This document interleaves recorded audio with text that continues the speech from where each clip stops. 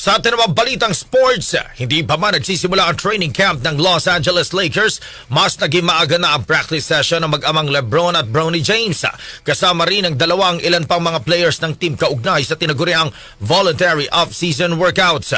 Ngayon pa lamang maraming mga basketball fans na ang nag-aabang sa sabay na paglalaro dina James at Bronny.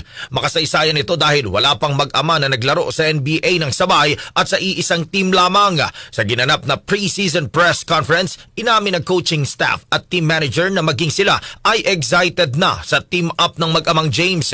Nilinaw naman ni Coach JJ Redick na wala pa silang napag-usapan sa magiging setup sa laro kung sabay ba talaga ang team up ng mag-ama sa basketball court.